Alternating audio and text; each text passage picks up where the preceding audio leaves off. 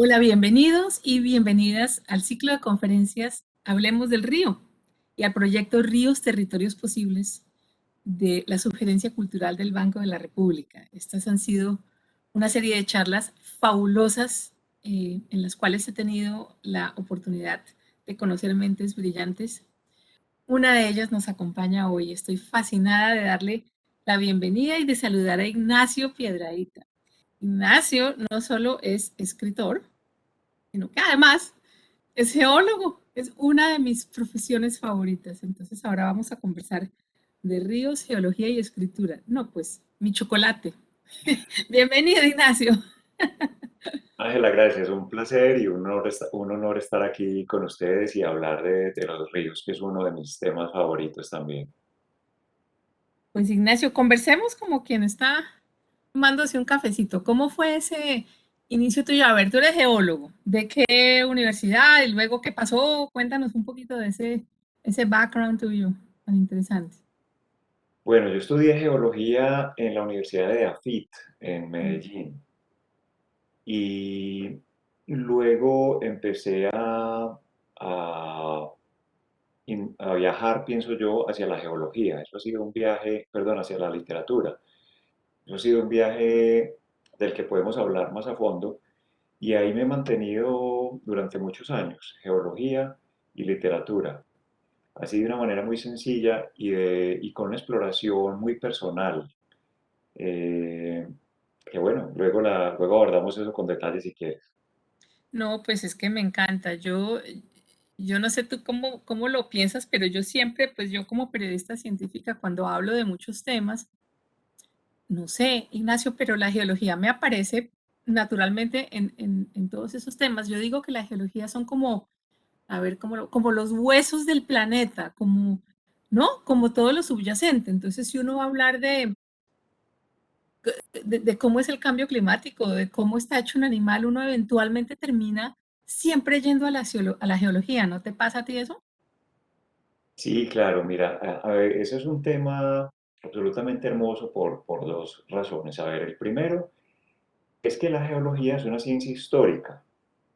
Para quienes nos están escuchando, la geología lo que hace es simplemente estudiar los materiales que, como bien dices, o el mundo que hay debajo de nuestros pies durante muchos kilómetros, o sea, los 6.000 kilómetros que hay desde nuestros pies hasta el centro de la Tierra. Todo eso es el tema de la geología.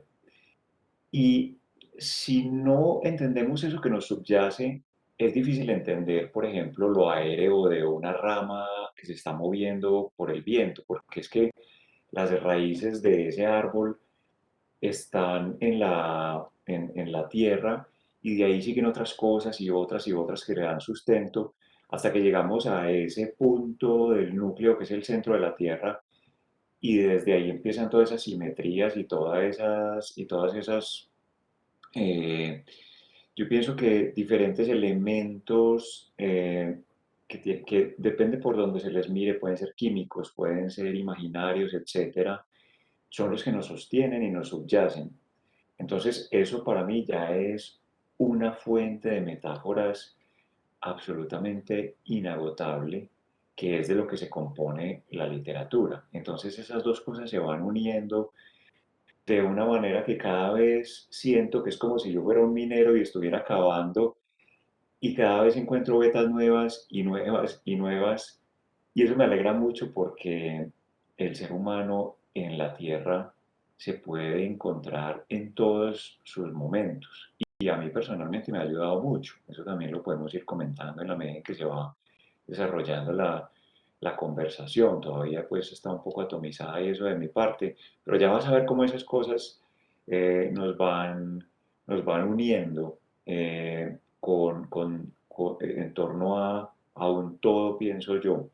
Eso Ujú. también quisiera como irlo explicando. Y por eso yo no he querido especializarme ni en lo geológico ni en la literatura, sino unir siempre, unir esas dos cosas, ir como en contravía de lo que ahora se hace, que es tratar de especializarse. Yo obviamente me nutro de los especialistas, me encanta leerlos, pero yo trato de dar un pasito atrás y decir, bueno, ¿cómo se une esta especialidad con esta otra? Y cómo contar un relato desde la literatura uniéndolas como una telaraña que finalmente es la ecología, es como todas esas fuerzas vivas y no vivas se unen para permitir que estemos acá. Estoy hablando de muchas cosas, yo sé, pero Encanta. vas a ver cómo No, esas cosas las vamos uniendo. te tienes que acordar de muchas de esas cosas que dijiste que íbamos a ampliar. Pero y pensando un poco como un geólogo y uniendo el tema de los ríos son geología pura, ¿cierto? Es decir, es una belleza, cómo nace un río y cómo pues por gravedad, me imagino, empieza a socavar ese pedacito, pero eso es solo lo que uno entiende como por encima, porque realmente un río tiene unas dinámicas increíbles, antes de meternos en literatura, cuéntanos un poco desde el punto de vista de un geólogo, ¿qué es un río? Listo, vamos a hablar de ríos porque, pero es inevitable que yo le meta ya literatura porque mi pensamiento está todo Dele, el tiempo bueno, pensando está en bien, relatos y en la ciencia geológica. ok. Bueno, en primer lugar, un río, siempre nos han dicho que un río nace en un lugar, cuando ese manantial, digamos, empieza a formar un laguito chiquito y ese laguito, como bien dices, por gravedad, se empieza a derramar por alguna parte y va formando un cauce y dentro de ese cauce una corriente y esa corriente va creciendo y va yendo hasta lo que llamamos, curiosamente no lo llamamos su muerte, habiendo hablado de nacimiento, decimos ya su desembocadura, no sé si es que nos da un poquito de miedo decir muerte, pero en fin, hasta su desembocadura en el mar o en un lago o en otro río. Entonces, ahí hay que mirar una cosa, y es que si pensamos el río así, lo vemos como una línea que va desde un punto hasta otro. Pero sabemos desde el punto de vista geológico que el agua se mueve en círculos, en ciclos. Eso es cuando decimos ciclo, a veces no caemos muy en la cuenta de que ciclo es círculo y el ser del agua es circular. Entonces, el río solamente es un pedacito de todo ese círculo, que es cuando el agua eh, va en el mar o en un lago, se evapora, va a la atmósfera, van las nubes al continente, llueve y cae de nuevo y entonces juntándose con el agua subterránea forman el río. ¿Un río qué es? Un río es la expresión del agua subterránea en superficie. Es una cosa muy bonita porque el río, tú lo ves como un cauce, como aquí está el río, pero esas márgenes del río que terminan en tierra realmente continúan bajo tierra y y se unen con toda la tierra, con toda el agua que hay subterránea. Porque si uno cava un hueco en cualquier parte de la tierra, siempre va a encontrar agua. No va a encontrar un manto de agua que sube y baja. Y en ese subir y bajar, la expresión permanente del agua subterránea es el río. Es la manifestación del agua subterránea vista por nosotros. Ujú. Esa es una forma de mirarlo ahora. Si nace un río ahí o no. Yo pienso que el nacimiento tal como nosotros lo entendemos en el tiempo, o sea, porque nosotros como seres vivos nacemos en un momento y morimos en otro, mira que esas dos cosas no se ajustan con el nacimiento de un río. Yo creo que el nacimiento de un río comienza cuando las fuerzas geológicas dan lugar a al recipiente que contiene al río. Ujú. Entonces, desde mi punto de vista, y eso lo expreso yo en mi libro sobre el río Magdalena, y ahora lo miramos, tranquila que yo me acuerdo de todo esto para que volvamos, es que el río Magdalena no nace en la laguna de la Magdalena, el río Magdalena nace cuando la cordillera oriental se levanta y forma esta V con la central para que el río realmente exista. Ahora nos concentramos en eso. Entonces, Sí, Que Sí, de hecho, grávido, pues, ahí tú hablas de gravedad, yo a mí ahí mismo me imagino el título divino de ese libro tuyo de Grávido Río, que yo sé que tiene muchas implicaciones, pero yo lo pienso también como la gravedad. Bueno, sí. sigue, cuéntame, sigue contándome. Bueno, entonces mira, ¿cuál es la misión de un río? Geológicamente y también literariamente, o sea, ahí en la mitad de esas dos cosas. La misión de un río es destructora. Un río lo que se propone es destruir la montaña donde empezó a fluir. Wow. Eso es lo único que quiere hacer un río. Coger los sedimentos por los cuales va, o sea, las piedras, desde las piedritas más pequeñitas hasta las piedras más grandes, y llevarlas al mar. O sea, realmente lo que los ríos quieren es destruir Mm, la montaña donde nacieron. me encanta. Y eso lo van haciendo a lo largo de muchísimos años, miles o millones, Mm, y lo hacen de dos maneras muy, muy interesantes. Y lo hacen eh, repartiendo todo su potencial en todas las aguas. Es decir, la individualidad del agua no existe. Existe la individualidad del río, pero no de las aguas. Eso lo dijo muy, muy bonito Heráclito cuando decía que cuando entramos a un río, aguas diferentes y diferentes mojan nuestros pies. Que después Platón lo dijo, nunca nos bañamos dos veces en un mismo río, pero realmente a lo que se refiere es a eso, a que eh, conservando la unidad del río, las aguas siempre están cambiando. Entonces, esas aguas van llevando cada uno un poquito de sedimentos, cada una llevan uno hasta donde su carga le permite. ujú, Y esa es ahí mismo una metáfora muy interesante y es que el río existe como individualidad general, pero no con sus partes.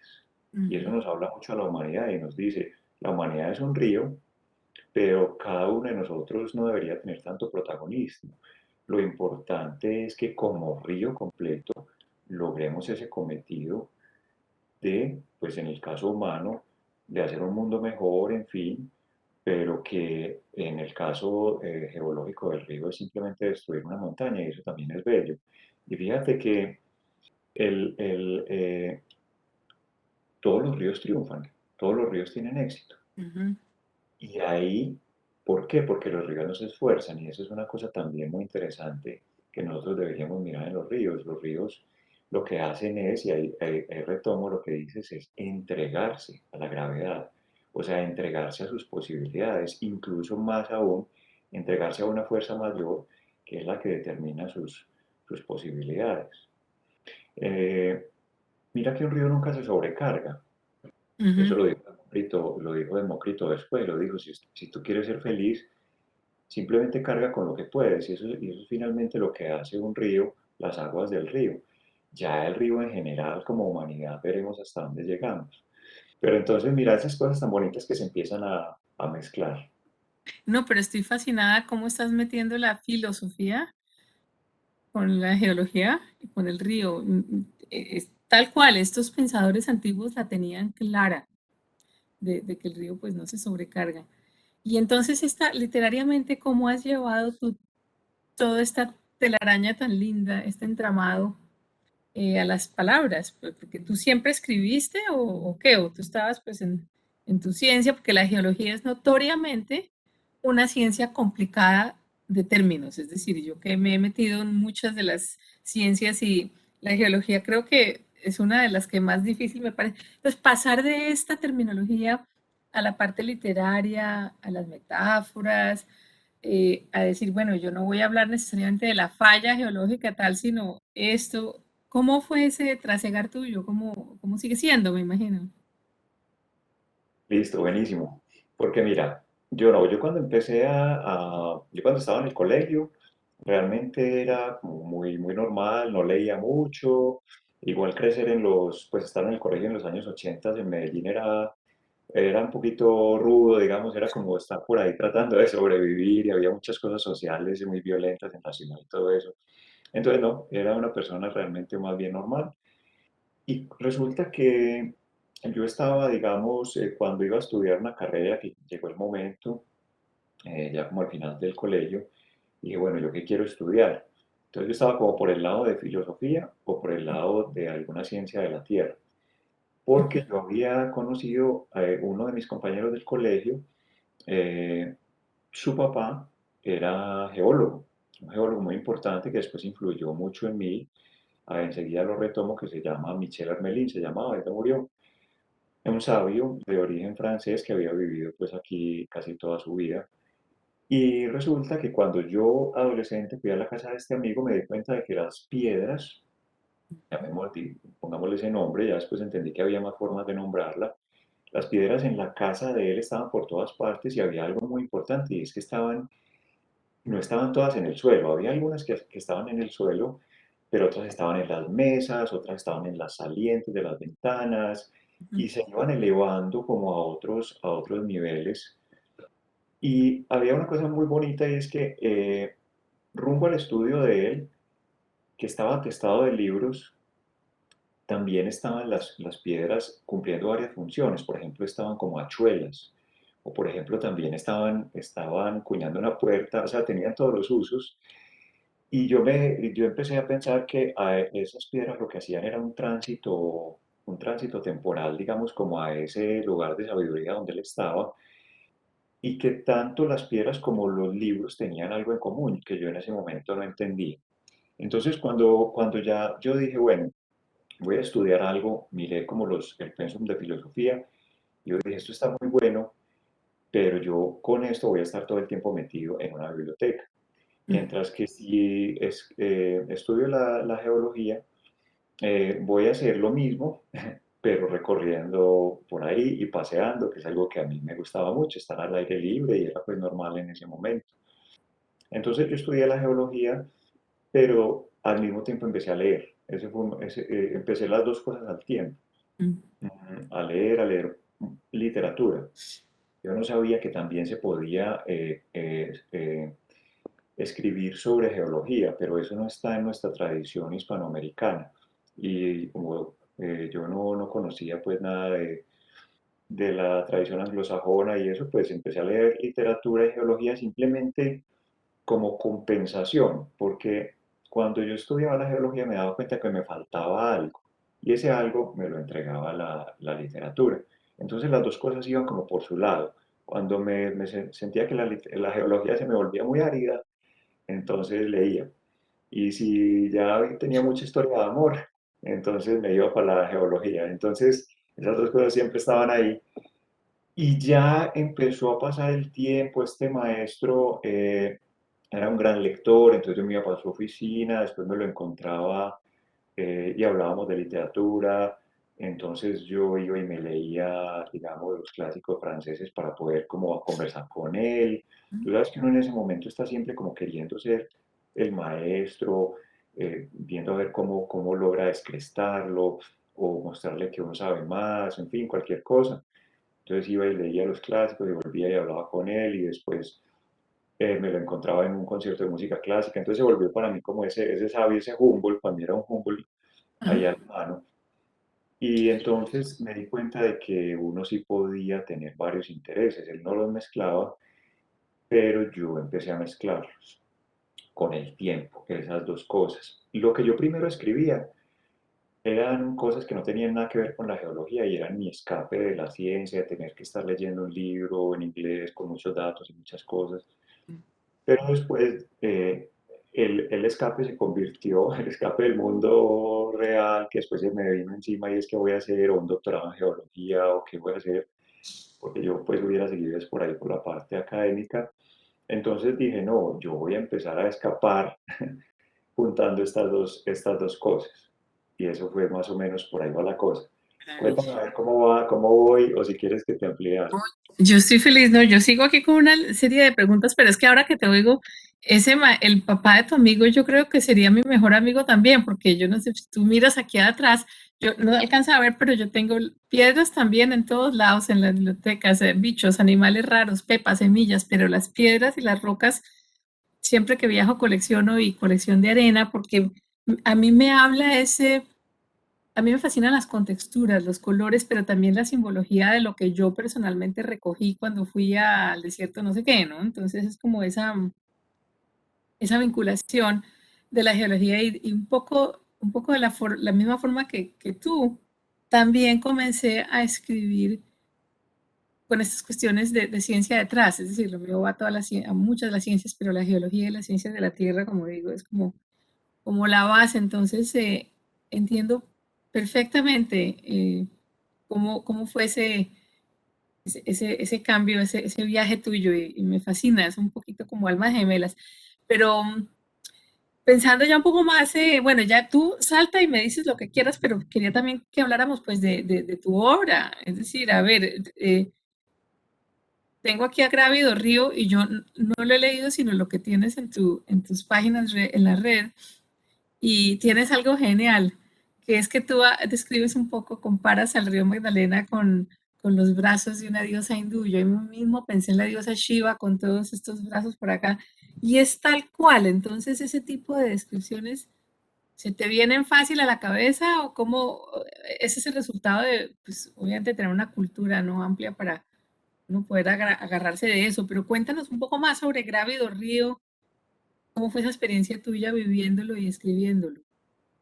Bueno, mira, ¿Qué se trata para la gente que no, claro, que no claro que lo sí. conoce aún?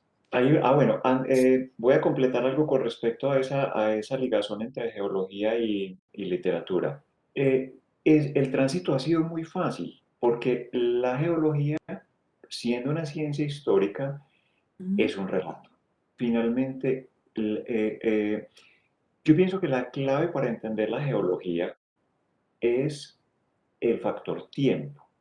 ujú, Porque en muchas otras ciencias ese factor no existe. Existe es, los términos, las definiciones, los conceptos, etcétera. Pero en la geología, finalmente lo que hay que hacer es entrenar la mente ujú, para que al ver una montaña uno sea capaz de ver una pequeña película de cómo subió y de cómo se va a volver a bajar. Esa combinación de fuerzas que permiten ese movimiento, que uno solamente lo puede hacer mental y ahora afortunadamente con las animaciones y por eso la geología se ha vuelto más popular ujú, y más fácil de enseñar, ujú, es porque las animaciones permiten crear eso que antes había que hacer únicamente en la mente. Bueno, esa es una cosa. Entonces simplemente es tomar ese relato y continuarlo literariamente, usando los hechos y las informaciones y el conocimiento geológico al cual se llega por medio del método científico y trocarlo en metáforas al momento de contar los relatos literarios. Entonces, básicamente esa es la mecánica de lo que yo hago y finalmente verás que no es tan difícil y eso es lo que yo más o menos trato de contarle a la gente. Ahora, involucrar el factor tiempo en el espacio, esa es la dificultad. Entonces, claro, cuando uno le dice a alguien, ve, es que hay, digamos, tres tipos de rocas, sedimentarias, ígneas y metamórficas, y empieza a explicar eso, solamente se puede explicar desde el punto de vista temporal, es decir, cómo se originan y cómo se transforman y van a dar unas en otras. ujú. Y eso a veces para la gente es difícil. Y más que todo en el trópico, donde nosotros vivimos en Colombia, para aterrizar un poco geográficamente esto que estamos hablando, es más difícil acá, porque acá existe mucha más vegetación en toda la barriga de la Tierra, en la parte ecuatorial o tropical, como la queramos llamar. La tropical es un poquitico más ancha, lo ecuatorial es un poquitico más reducido, pero las dos valen. Hay muchísimo más vegetación, entonces cubren esto cubre la roca. Eso es lo que yo llamo el velo que cubre la piedra, que es otro libro mío, que es, pero que es muy bonito porque eso es precisamente algo que no tienen en las otras latitudes y es que podemos incluso erotizar la roca porque se muestra y no se muestra. Pero bueno, eso digamos que es otro tema, si el tiempo lo No, hablamos ya y si entiendo. no en otra conversación. Entonces, eh, listo. Nosotros tenemos la posibilidad de la geología de una manera aún más difícil que lo que se tiene en las zonas, lo que se llaman las zonas templadas, que es más arriba pues en Europa, en Estados Unidos, en la parte sur de África o en la parte sur de Sudamérica. Esa dificultad se une al factor tiempo, pero digamos, algo que yo quiero hacer con mis libros Ujú. es que los lectores entiendan que hay un tesoro que tenemos ahí y que por medio de los relatos podemos acceder a él y que hacen nuestra vida mucho más rica, más interesante e inclusive más entretenida. E inclusive con la posibilidad que ahora se está perdiendo en nuestra sociedad, que es la posibilidad de la contemplación. Bueno, eso es digamos como una parte conceptual de mi literatura. Pero vayamos a Grávido Río. Ujú. Eh, Grávido Río es un libro, es un relato por el río Magdalena, desde San Agustín hasta Mompox. Es un personaje que habla en primera persona, es como un alter ego mío, que sale de las montañas de acá, de los alrededores de Medellín, que es donde vivo, hace el recorrido en carro todo hasta San Agustín, recorre el río hasta Mompox y vuelve acá. Es decir, es un círculo.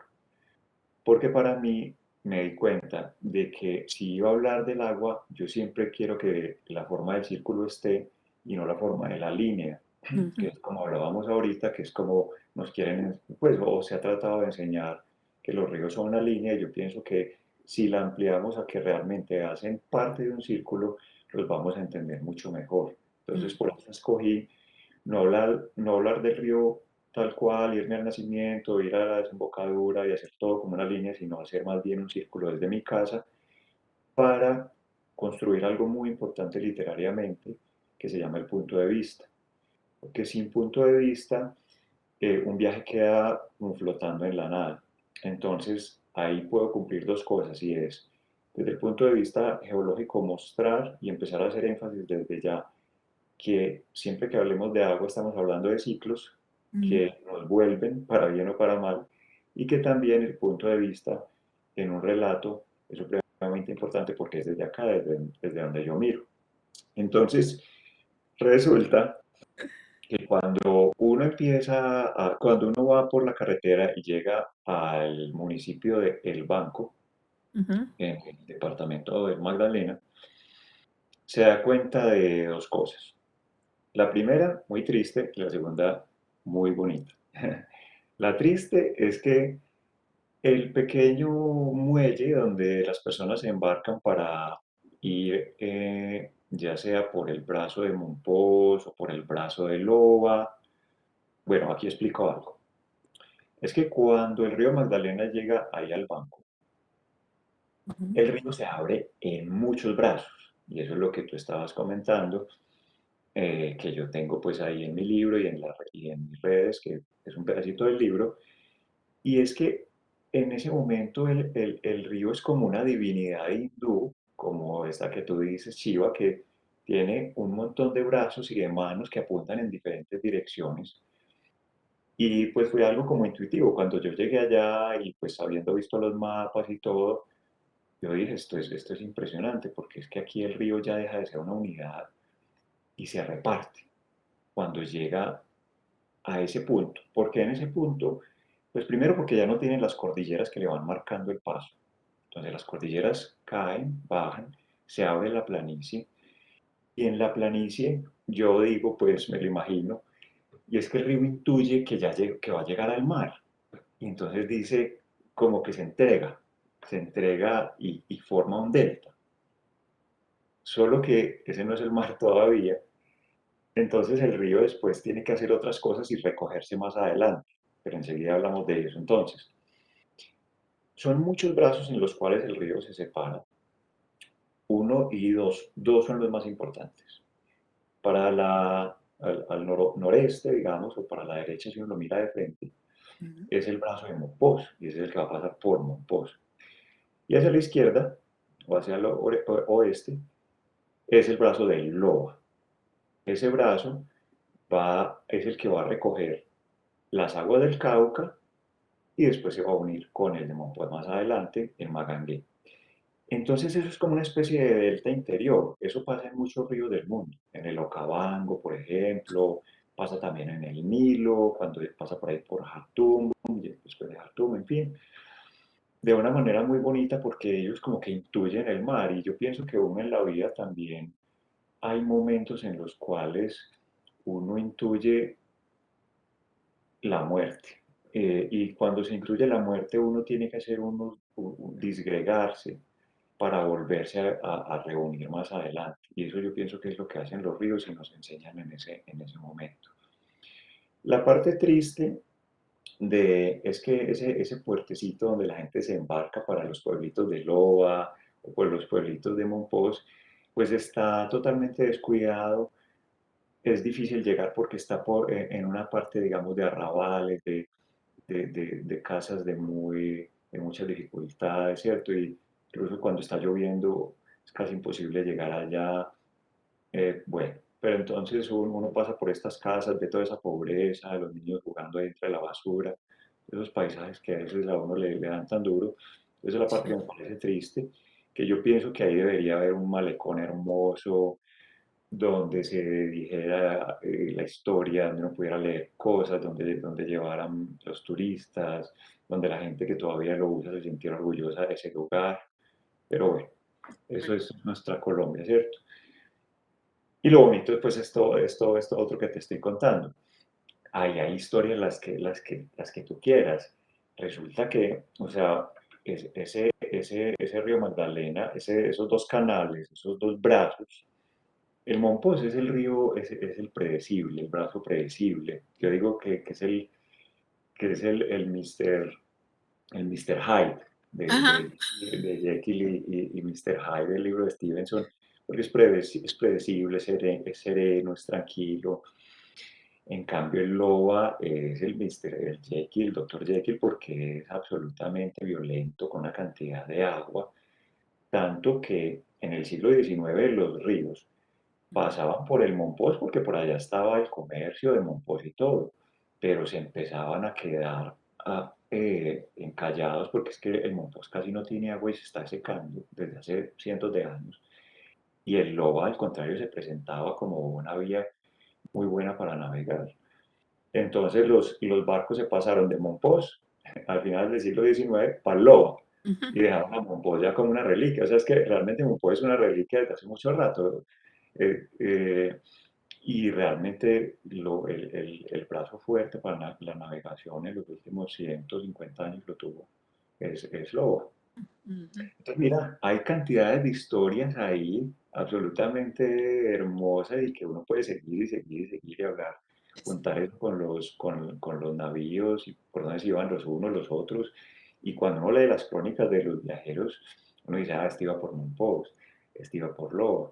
Pero en realidad casi todos se vinieron por Loba, casi Pero ninguno por la Monpós. zona, la zona entera se llama la Depresión Momposina, ¿no es así? Sí, esa es la depresión momposina, es toda esa gran territorio muy plano en la cual el río busca por todas partes a ver cómo es que va a resolver eso para poderse unir de nuevo y llegar al mar. Ahí hay un mito urbano muy curioso, o un mito rural, yo no sé cómo lo llamaríamos, y es que la depresión momposina es más baja que el mar. Ah, Y eso ha ido haciendo carrera. No, es que eso hace mucho calor, porque incluso, pues dice la gente, ujú. porque es más bajita que el mar. Pero pues eso obviamente es imposible, porque si no el río pues no saldría de ahí. O sea, pero, pero hacen carrera unos mitos que hasta son muy bonitos, que si los desentrañamos y los explicamos podemos hablar de cómo es geográficamente todas estas zonas. Entonces sí, esa es la depresión Momposina. Es un lugar muy plano, no es más bajo que el mar, en el cual el río, por medio de muchos brazos, estudia la posibilidad, ahí lo personifico un poquito, ¿cierto? Cuando digo eso, de cómo reunirse de nuevo y poder continuar su camino hacia el Caribe. Bien, Ignacio, te cuento que para esta charla tuya le hemos pedido a la audiencia que sabía que íbamos a hablar contigo a priori, que nos mandara preguntas para hacerte. Y resulta que han llovido muchas. Hay una de ellas que me gusta montones. eh, y es, que si la literatura puede salvar a un río. Fíjate qué cosa tan linda. ¿Qué dices tú? ¿Puede la literatura salvar a nuestros ríos o a un río? Totalmente. Mira que es que ya eso se ha hecho, ya eso se ha hecho.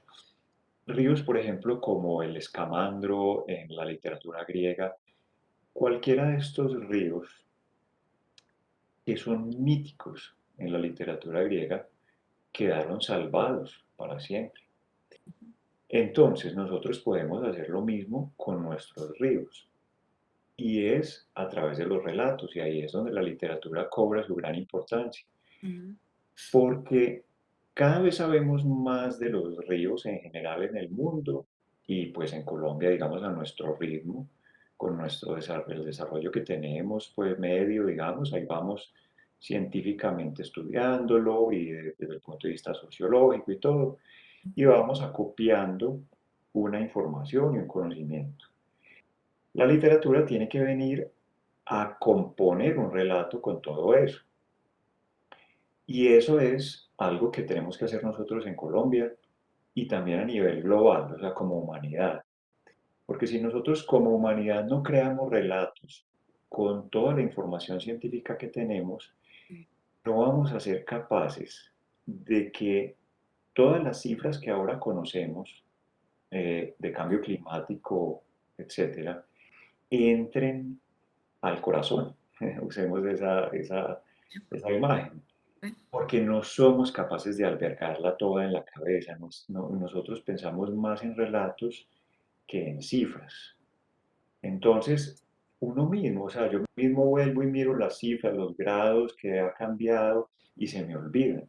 Si no los compongo en un relato, vuelve y se me olvida. Entonces, tenemos que crear como escritores, los que tenemos sensibilidad por esa parte de la literatura que involucra a lo natural y especialmente a los ríos, tenemos que empezar a crear esos relatos que finalmente sean como las pequeñas piedritas de los nuevos mitos. No, eso no es volver al mito anterior, porque eso ya no tiene sentido. Mitos a través de los cuales las comunidades cuidaban, perdón, sus recursos, sino unos mitos nuevos y globales que están basados en la información científica de hoy en día. Entonces sí No, lo pueden sí, salvar. sí lo puede salvar, sí. También pienso también en la literatura antigua y es decir, ¿cómo hacemos que Colombia se enamore de nuestros ríos, de sus ríos, de no darle más la espalda? Es algo que siempre trato de hablar con nuestros invitados, porque es que necesitamos, tú mismo lo decías, ahí en Monpós o en esa parte tú quisieras ver muelles con cafecitos, con cosas como los ve uno en el Támesis. Bueno, sí, Londres es una gran capital, pero quizás en otros ríos de otras partes del mundo uno ve como estos lugares donde uno puede sentarse a ver pasar esta agua y pensar en esta agua que fluye. Será la literatura una de las formas, me imagino, pero tiene que haber la forma de convencer a nuestras comunidades o a nuestros líderes de, ¿no? De desarrollar más. O sea, y tú, yo sé que en el Magdalena, en Bocas de Ceniza, se están haciendo cosas muy bonitas, ¿no? Restauranticos, pero hay un paseo muy lindo. Pero y todo el resto del río, pues está un poco como que no tan desarrollado. Sí, claro. Mira, yo Entonces, pienso que una de las cosas es crear, y especialmente en el río Magdalena, crear una serie de relatos que tengan como espina dorsal al río Magdalena. O sea, entender que el río Magdalena nos une geográficamente de una manera insospechada y que incluso, a pesar de que lo estudiamos en el colegio y todo eso, no lo tenemos claro. Y es que, mira, Colombia está poblada en su gran mayoría en lo que llamamos el interior de Colombia, es decir, la zona andina. A pesar de que hay mucho territorio para él, sobre todo en los llanos orientales, Orinoquía y Amazonía, pues no está tan sí. poblada. Y en el Chocó, Nariño y Cauca tampoco. Entonces, Todas las grandes ciudades de Colombia del interior reciben las aguas del río Magdalena por medio de los ríos que pasan por esas ciudades. O Ujú. sea, en Medellín, el río Medellín va a dar al Cauca y el Cauca al Magdalena. El río Bogotá va a dar a Girardot y el Girardot al Magdalena. Y así podemos enumerarlas prácticamente todas.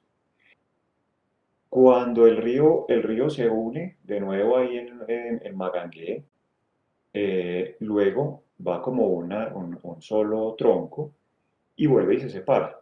Por el canal del dique va a dar a Barú y las aguas llegan a Cartagena, o va derecho a Bocas de Ceniza, o se va a Santa Marta por medio de la Ciénaga Grande.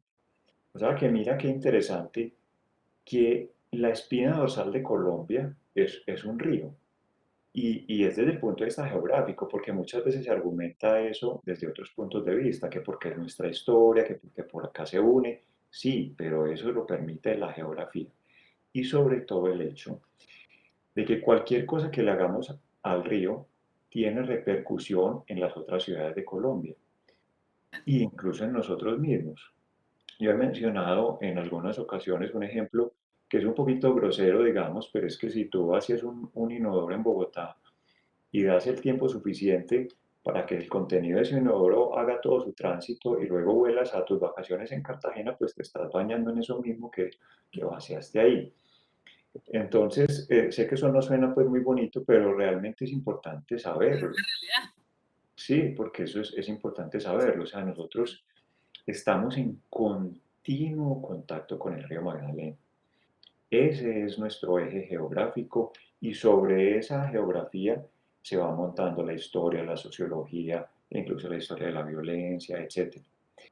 Entonces, esto que está haciendo el Banco de la República y que están haciendo otras instituciones en Colombia son importantísimas porque van recogiendo lo que cada uno dice, y uno se va encontrando con ellas. Finalmente esa es la única forma. Es como cómo hacer que un tema de Shakira o Juanes o de reggaetón, de Maluma, etcétera, pegue en todo el mundo, pues ponerlo en todas las emisoras hasta que uno se encuentre con eso en cualquier momento por donde vaya pasando. Y ese esfuerzo hay que hacerlo desde todas partes, una y otra vez, Ujú, en los colegios, en las instituciones, para ujú. que llegue el momento en el que el votante llegue y dice, yo voy a votar por este porque conoce el río, es sensible al río, y por este no, porque está pensando en otras cosas y sus prioridades, entre sus prioridades no está el río. Claro, Entonces, yo pienso que por ahí podemos conectar. es martillar la cosa, por eso yo estoy de acuerdo contigo, esta serie de charlas es genial. Te iba a preguntar el nombre que además a mí me encanta, Ríos, Territorios Posibles. Tú cuando escuchas esa frase, ¿qué te viene a la cabeza? Pues mira, yo pienso que es la posibilidad de que Colombia exista como unidad. Ese es realmente para mí el significado de esa frase. Porque eh, si uno sabe que a uno lo une el río, es decir, es como vivir en Egipto y no pensar que el río es su eje central, es que eso es demasiado obvio. Yo no he ido, pero pues simplemente he visto todo, no solamente los mapas, sino los relatos en torno a Egipto y su historia es simplemente el Nilo. Y si Colombia se convence de que su posibilidad como territorio es en torno al río Magdalena, tenemos la semilla o tenemos por lo menos un sustrato para empezar a crear una identidad única, que es muy importante en este momento. Y no sé si será, digamos, adelantarme para que Ujú, hablemos de cómo Colombia puede, no solamente nos une, ujú. sino que nos propone una solución al conflicto. Por favor, adentrémonos en esa parte que iba a ser como mi siguiente, ¿cierto? Y sí, ¿cómo ves ese futuro? Es que los ríos, y no solo, o sea, sí, ahora que mencionas a Egipto, pues claro, pero es que el Nilo maravilloso como es casi que el único río en Egipto, y aquí tenemos esta telaraña de ríos que yo he visto mapas en los cuales, cierto, solo se ven los ríos y es alucinante, es como los alvéolos de un pulmón, ¿no? Qué belleza. Entonces, Sí, yo diría que Colombia son sus ríos, ¿no? El agua de Colombia es una cosa impresionante, em, y por lo tanto el conflicto está muy pegado de todo esto. ¿Cómo ves ese tema que mencionábamos ahora? Claro que sí, mira, me voy a meter por ahí por lo que dijiste, por la circulación en los pulmones, que es totalmente arborescente, es una Sí. belleza. Entonces mira cómo se juntan ahí árbol, raíces y la circulación, porque pues la sangre tiene que ir a oxigenarse a los pulmones. Y la única forma de hacerlo es repartirse en esa cantidad de pequeñas venitas para poder recoger muchísimo más oxígeno. Eh, Eso es comunicación y eso es flujo. Hay una teoría que se llama la teoría constructal que la propone, ahora pues hay una persona que todavía está, digamos, un científico que dice que ese patrón se repite en muchísimas cosas de la naturaleza y que él propone que esa es la cuarta ley de la termodinámica porque es lo que dice, lo que permita más flujo y más comunicación es lo que realmente marca el paso para que todo fluya de la mejor manera y la naturaleza realmente lo hace a través de eso. Entonces, partamos de ahí. Colombia es una arborescencia de raíces que recoge el agua en el Magdalena y una arborescencia que lo reparte en Ujú, sus ramas en las ciudades costeras. Ese era el concepto que estábamos pues ilustrando ahora. ujú. Ahora bien, ¿qué pasa con el río? Y es que el río en su unidad, el río es supremamente móvil. Uno cree que el río él tiene una unidad, digamos, conceptual, pero el río Magdalena y cualquier río está cambiando todo el tiempo, acomodándose a una mejor manera de fluir.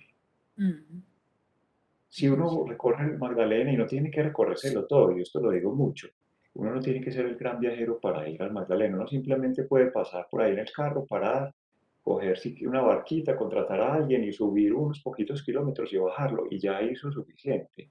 No tiene que ser pues el héroe ni nada de eso, porque yo trato mucho de apartarme como escritor viajero, digamos, de esa metáfora del héroe, que yo pienso que el mundo no está para eso en este momento, pero bueno, son otros temas. En todo caso, para concretar, el río, el río Magdalena,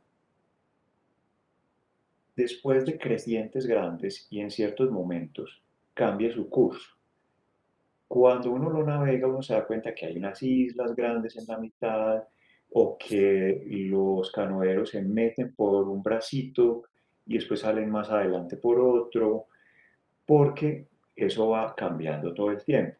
mm, Y más aún en la depresión momposina, cuando esos cambios son tan grandes que hay pequeños pueblos que estaban en la orilla del Magdalena y de un momento a otro ya no están en la orilla. Entonces se tienen que ir como buscando la orilla del Magdalena. ujú. Entonces, ahora juntemos esto con lo siguiente, y es que hay una cosa muy bonita y es que la palabra río, ribera, rivales, tiene el mismo origen.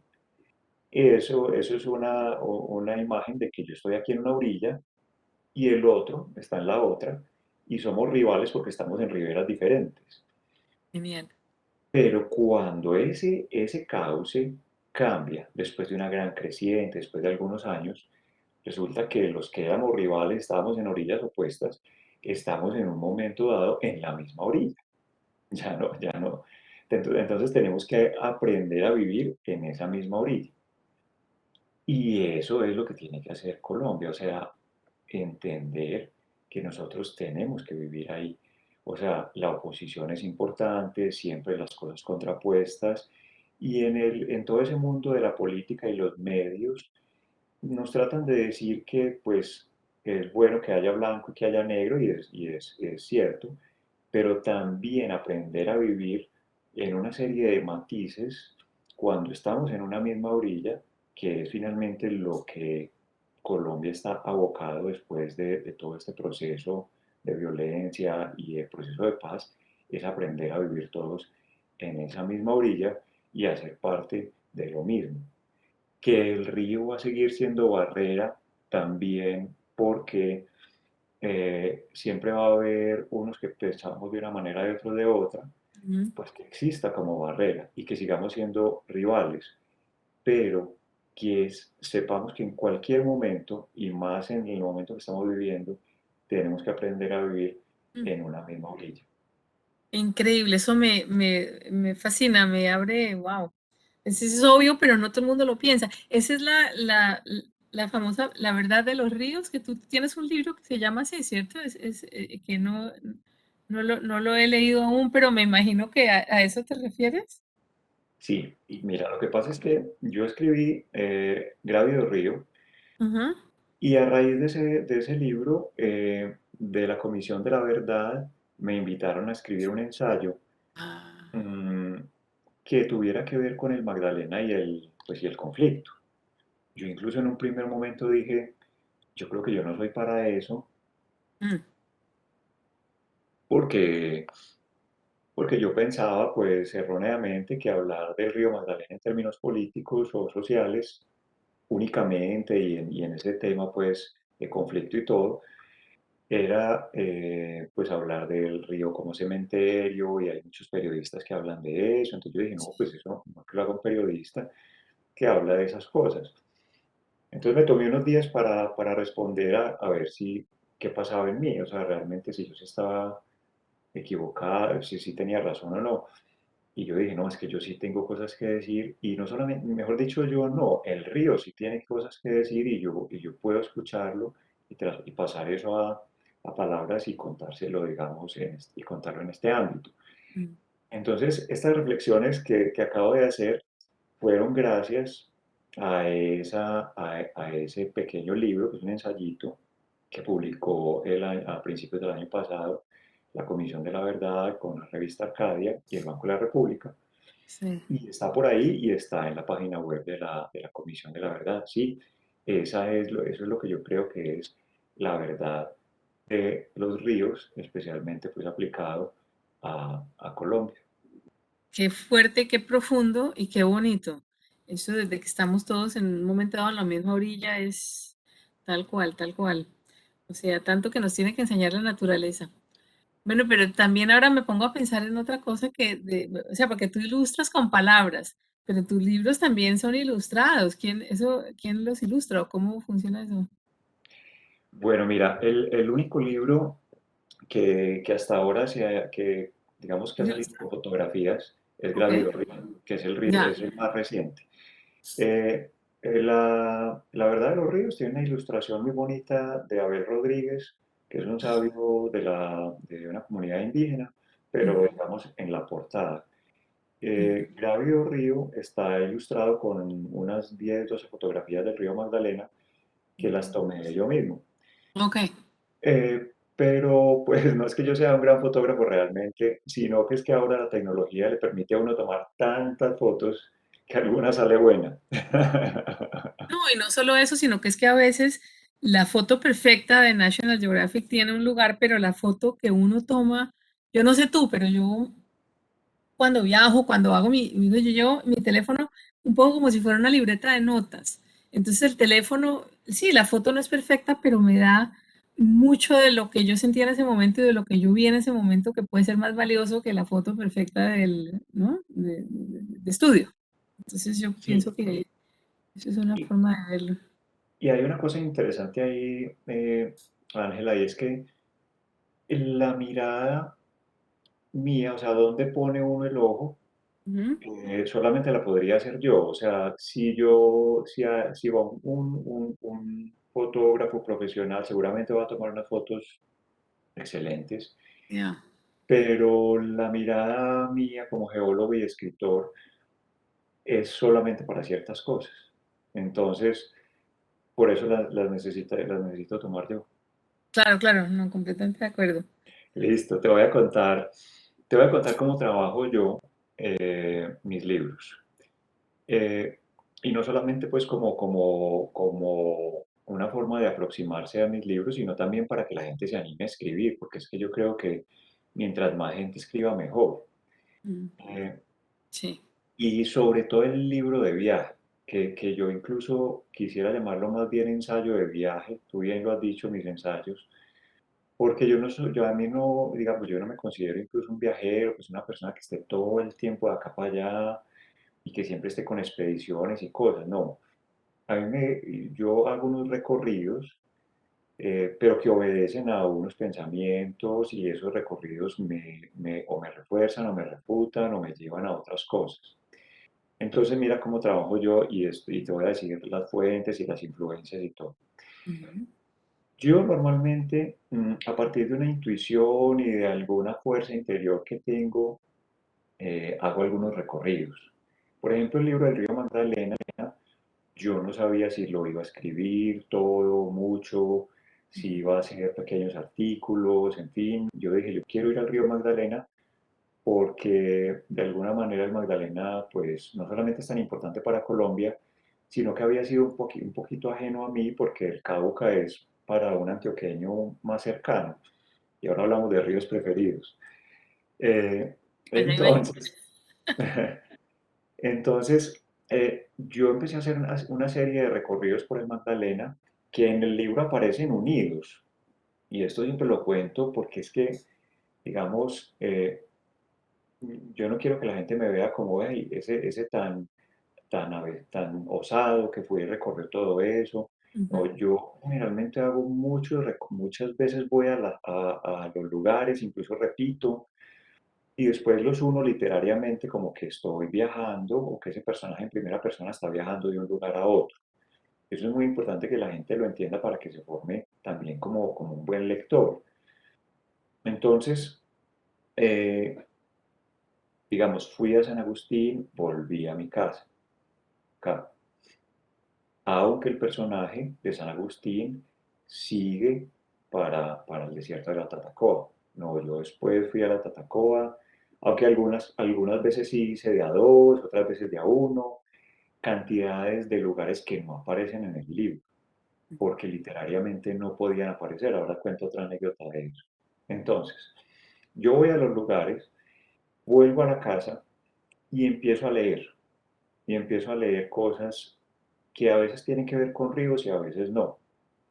Yo tengo como unos poetas de cabecera, digamos, ujú, como Frederick Hölderlin, Walt Whitman, William Blake, y estoy yendo a ellos todo el tiempo, a ver ellos qué me están hablando. Yo los considero como unos dioses que me hablan. Y entonces, digamos, acá te leo, por ejemplo, algo. Yo voy a un lugar del Magdalena y después vengo y cojo a Hölderlin y me encuentro con esto. Los ríos braman indiferentes a nuestra sabiduría, y sin embargo, ¿quién no los ama?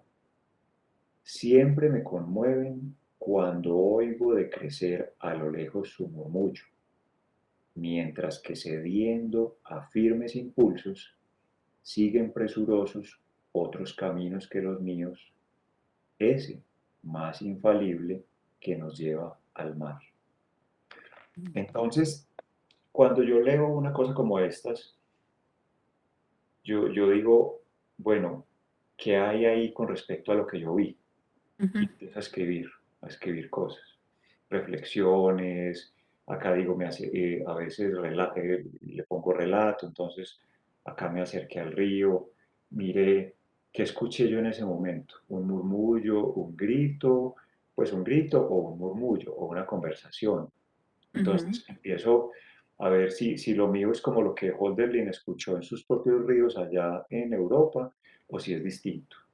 Entonces, a partir de eso, yo ya digo, no, es diferente. Entonces, es una canción. ¿Está desafinada o no? Y ya me voy yendo. ujú, Y empiezo a juntar cositas, a juntar. Después voy a otro lugar del río y vengo y entonces empiezo a componer y vuelvo y amaso. Es una forma de escribir que yo diría que es como antieconómica, pero no importa, porque yo no he establecido, digamos, mi escritura con respecto a unos contratos ni nada de eso. Mi escritura es libre y quiero que sea libre toda la vida para yo poder hacer esto. Y entonces yo me demoro mucho escribiendo un libro. Yo me demoro entre 3, 5 años, a veces más, porque tengo que ir, volver. Entonces, digamos, yo fui a Armero, que es una parte del libro, porque que ilustra cómo se junta el Nevado del Ruiz con el río Magdalena, Wow. que es algo que yo te decía que el río Magdalena a veces lo concebimos como que es solamente eso y hablamos del pescador, pero no, en mi visión es una visión mucho más amplia, temporal y espacialmente, y como Armero es simplemente una conversación entre el Nevado y el río que se ha tenido durante milenios Right. y que simplemente el ser humano se ubicó ahí y lo convirtió en tragedia. Eso es uno de los capítulos. Entonces, yo, digamos, ya había ido a Armero y entonces empiezo a juntar todo y digo, no, hay que volver a Armero. Entonces vuelvo y voy y ya subo un poquito en el carro pues al Nevado y bueno, y entonces voy armando las cosas de una manera muy, muy despacio. La analogía que hago yo para esto es que es como si uno cogiera un afiche de un paisaje, lo rompe todo en pedacitos y después trata de volverlo a componer, pero con lo que uno se acuerda. Entonces uno dice, bueno, aquí va el verde, pero yo no me acuerdo si este verde de pronto era de la rama de un árbol o el vestido de una persona, y ya me quedé aquí en el pasto, y lo mismo el azul y el amarillo y todo, y las formas. Entonces eso es un poquito lo que yo hago, es dejar que mis recuerdos vayan adquiriendo una geografía particular y tratar de plasmar en las palabras esa geografía mía. Ujú, Y eso hace que eh, los sentidos poéticos afloren y ujú, crean lecturas diferentes. Entonces yo por eso, digamos que yo trato que sea una mezcla entre ensayo, viaje, poesía, e ir deambulando entre géneros y momentos, tal como lo hace un río finalmente, que es ir deambulando, volviéndose a unir, separándose, haciendo ese tipo de recorridos. Entonces, yo empiezo a escribir y a reescribir y a reescribir mucho. Finalmente yo pienso que lo mío es reescribir hasta ok. encontrar eh, esa sonoridad siempre en conjunción con la idea. Mm, para mí la idea es muy importante y el concepto. Eh, yo diría que es como, digamos, esos pajaritos, los que llaman semilleritos, que ellos brincan y vuelven a tierra, Ujú, brincan y vuelven a tierra. Entonces, así diría yo que es mi escritura. Estoy en tierra, yo digamos, mis símbolos y mi forma de ser y todo eso es de tierra. Me escapo al flujo del aire o a lo etéreo del aire con respecto en las palabras y vuelvo a tierra. Entonces, así me mantengo, digamos, en ujú, un balance o en un equilibrio entre lo racional y lo que es más etéreo, pero que no se pierda del todo esa conexión. Entonces, ujú, sí, eso es más o menos lo que yo hago con la escritura. Yo casi no tomo notas cuando viajo, ujú, porque me di cuenta de que después no las miro. Lo que yo hago es, de pronto al final del día, escribo unas 20 palabras que me vengan a la cabeza de manera automática con respecto a lo que viví en el día. ujú, Y dejo esas palabras ahí como la semilla de esa geografía del recuerdo que más adelante se va a transformar. ujú, ujú. Qué bien. Yo he llegado a esto, pues obviamente equivocándome, como hace uno todo en la vida. Entonces yo en algunos momentos, influenciado un poco por el periodismo y como el periodismo ha tomado tanta fuerza, entonces yo dije, Sí. "No, yo debería hacer un poco más de entrevistas o algo", y yo me acuerdo que hice alguna que otra entrevista por allá, pues en el Magdalena, y no, realmente no me sentía bien porque a mí no me gusta hacer entrevistas a las personas y no, y eso no es lo mío. Entonces, simplemente yo converso con algunas personas, pero a veces los silencios le dicen a uno más. Ya. Entonces, mira que tú mencionabas ahora un personaje que yo que yo creo a partir de un personaje real ahí en el Banco Magdalena de una mujer que Ujú. además es totalmente oriental, de toda esa, de todo, oriental cercana, digamos, libanesa y toda esa influencia. Yo veía a esta mujer y yo decía, es que, porque estas personas no están en las propagandas ni que hay que venir aquí a verlas.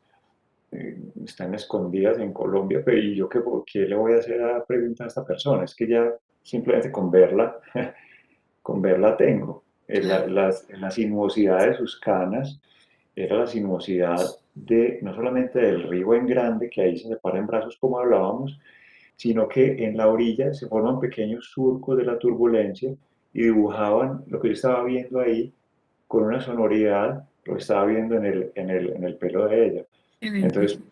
yo digo que voy yo a preguntar nada, simplemente yo me tomo aquí un café en silencio, además porque a mí me gusta mucho a veces eh, estar en silencio con alguien, y ya ella iba vendiendo ahí sus cosas y yo simplemente estaba ahí callado Ujú, y listo. Y entonces es eso, yo digamos ahí me dio seguridad de que no necesariamente hay que ser tan activo, ujú. sino que hay veces hay que ser un poco más pasivo en el buen sentido, porque es ahí cuando la contemplación se da.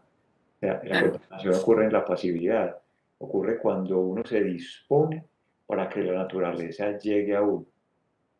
correcto. Además es el famoso storytelling, ese mostrar y no decir. Y eso también se adquiere con recogiéndose y estando ahí tranquilo. Algo de lo cual yo tengo que aprender más. Bueno, pero tú me hablabas también de río favorito. Claro, ¿y cuál es ese río favorito? Uno pensaría que es el Magdalena, pero aparentemente no. ¿Ok? Pues mira, yo pienso que uno hace parte de múltiples comunidades, o sea, uno hace parte del barrio, pues como yo vivo en finca en este momento hace 4 años, 5 años, entonces digamos que es la vereda, entonces yo tengo mi quebrada preferida de la vereda. Y entonces también como antioqueño, pues mi río preferido es el Cauca, pero como colombiano es el Magdalena. Entonces, y como suramericano es el Amazonas, y así. Entonces uno es poliamoroso en ese sentido, y yo pienso que así debe ser, porque es que hay diferentes tipos de amor. En este caso, este está marcado por la parte geográfica y de la comunidad a la cual uno pertenece. Sí. Entonces, digamos que yo como antioqueño, mi río preferido, favorito y yo pienso que fundacional de la antioqueñidad y de Medellín finalmente, porque es muy fácil explicar cómo económicamente el Cauca fue el que dio origen a todo, a Medellín y a lo que es Medellín en este momento, a su mitología y a muchas cosas. Ujú. Entonces, para mí el Caucaí es clave, inclusive desde el punto de vista poético, también como, pues, como una glosa, aquí pues ya que estamos conversando un poquito de todo, es que para mí los mejores poemas de León de Grave, que yo creo que es uno de los grandes poetas colombianos, pues yo no, él se sabe, no hay nada más especial que los poemas del Cauca de León de Grave. Ujú. Son los únicos poemas de toda su obra que tienen un asiento geográfico. Los otros son sin asiento geográfico, son de imaginaciones, conceptos muy buenos también, eh, porque era genial, pero estos que tienen asiento geográfico son de la altura de Hölderlin, por ejemplo, o sea, son una cosa maravillosa. Entonces, por eso, pues para mí ese río está lleno de literatura y de geografía y de cosas increíbles. Y bueno, y obviamente pues como colombiano el Magdalena, y ahí te cuento una cosa, y es que yo hace poco estuve en Honda, me invitaron del Museo del Río Magdalena, Ujú. absolutamente hermoso, qué museo tan delicioso, un museo facilito, que uno, no, o sea, está hecho para uno disfrutárselo. Bueno, entonces ellos me invitaron, estuvimos allá conversando y todo eso, y entonces en el libro de Gravio Río, yo digo que yo pasé por Honda muy, muy rápido y que no pude, pues, digamos, dedicarme a Honda como para que apareciera en el libro. Entonces, algunas personas allá me dijeron, hombre, qué lástima, te vamos a mostrar más de Honda, porque Honda tiene... No, yo estuve varias veces en Honda. Inclusive, alguien muy especial que había ahí, que es dueño de un hotel, le dijo, no, es que yo incluso me quedé en tu hotel. Y, ¿cómo así que no me avisaste? Bueno, en ese tiempo, pues obviamente yo no lo conocía a él ni nada. Ujú, Estuve ahí, estuve varias veces, pero había una cosa muy curiosa y es que, y aquí se ve el regionalismo que aparece, y es que yo tenía dos opciones, o poner a Puerto Berrío o poner a Honda. Yo no podía poner a los dos porque como mis libros son relativamente minimalistas, yo normalmente no repito emociones, o sea, si ya hay un puerto con unas características y con las emociones que se generan, pues no lo puedo repetir porque las emociones quedan disgregadas y pierden fuerza desde el punto de vista literario. cierto. Entonces yo solamente tenía o era Honda o era Puerto Berrío, porque Honda fue a Bogotá lo que Puerto Berrío a Medellín, y su historia es equiparable y comparable, entonces no podía tener a los dos. Pero como mi punto de vista es Medellín y el viajero había salido desde acá, entonces mi inclinación era hacia Puerto Berrío. Entonces por eso finalmente no puse a Honda con mucho pesar, porque pues, obviamente sería, digamos, nacionalmente más importante, pero me decanté por Puerto Berrío, Cisneros, el Ujú, tren por allá, y adicionalmente un componente, que es el componente de la violencia, que yo dije solamente va a estar en un capítulo, y lo puse únicamente ahí, que es toda la parte pues, del Magdalena Medio, y cuento de eso. Entonces, de ahí la importancia, Ángela, es que es lo siguiente, y es que si vamos a narrar al río y a los ríos, ujú. o a narrar a Colombia, no puede ser únicamente desde el periodismo, eso es muy importante. O sea, a mí me encanta el periodismo, leo crónicas, etcétera, pero no puede ser únicamente así, tiene que tener un componente literario. O sea, eso que no sabemos si es verdad o no, eso que nosotros simplemente pactamos con el escritor y decimos esto es bonito, pero quizá no existe, porque esa es la forma de crear relato y crear poesía a través del relato. Entonces, que no se nos olvide que es muy importante que los escritores que les gusta la naturaleza se aventuren hacia allá con un criterio de verosimilitud y no necesariamente con un criterio de verdad.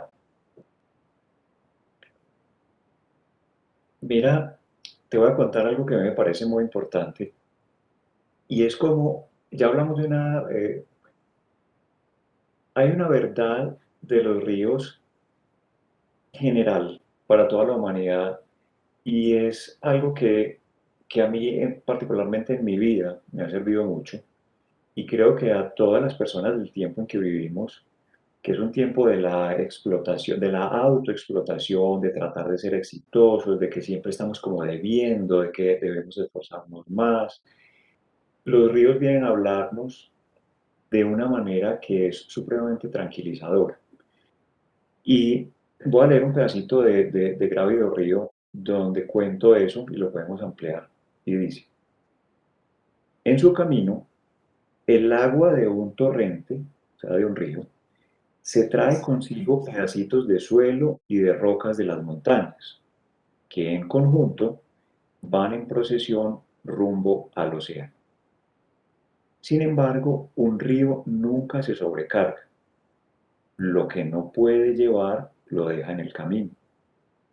Otras aguas se encargarán más adelante.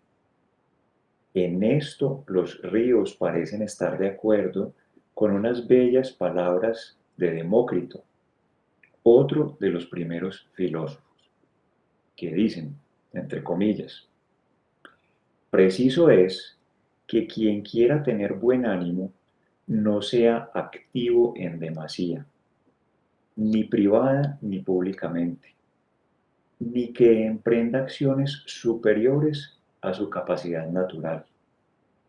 Debe, más bien, tener una precaución tal que aunque el azar le impulse a más, lo rechace en su decisión y no acometa más de lo que es capaz, pues la carga adecuada es más segura que la grande.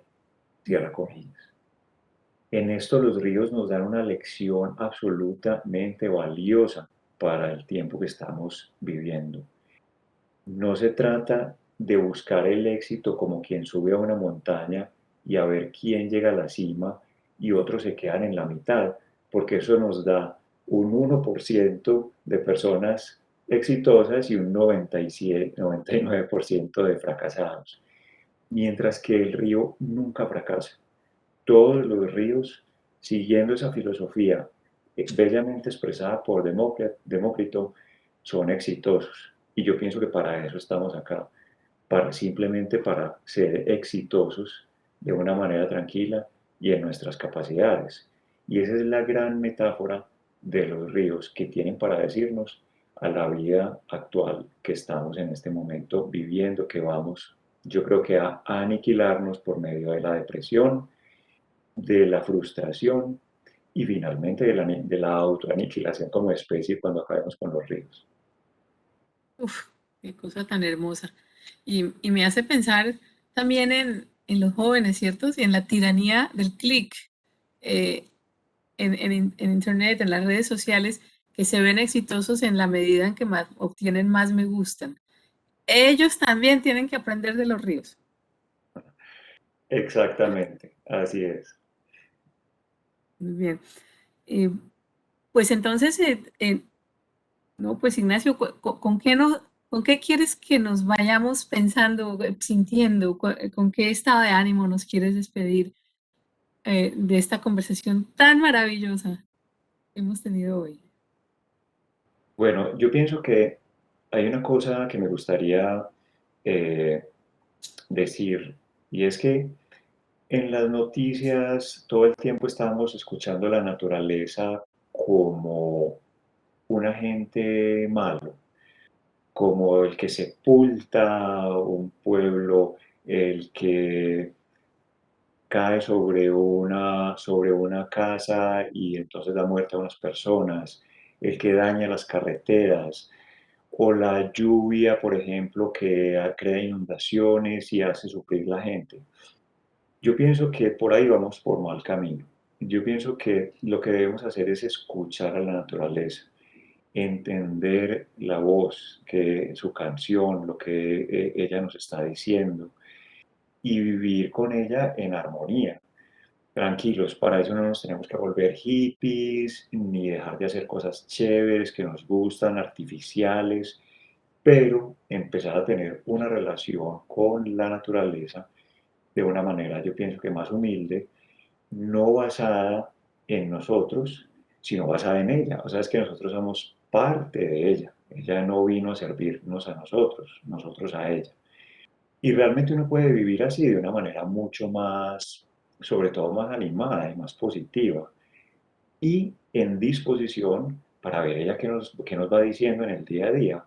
Y estoy seguro que eso trae muchas satisfacciones, muchísimas. Así que bueno, no sé, esa pequeña reflexión me gustaría dejar. Muy bien, Ignacio, muy bien, muy valiosa, muy cierta. Trabajar con la naturaleza y no en contra de ella. Y quererla es querernos a nosotros mismos, pues al fin y al cabo. Bueno, yo no sé ustedes, pero yo he tenido una conversación estupenda, un momento maravilloso. Yo te agradezco muchísimo eh, en nombre de Sugerencia Cultural del Banco de la República y los invito a todos en la audiencia a que sigan escuchando este ciclo de conferencias Hablemos del Río con el hermosísimo nombre Ríos Territorios Posibles y los invitamos a que nos sigan a través de las redes de banrepcultural.org. Muchas gracias y hasta la próxima.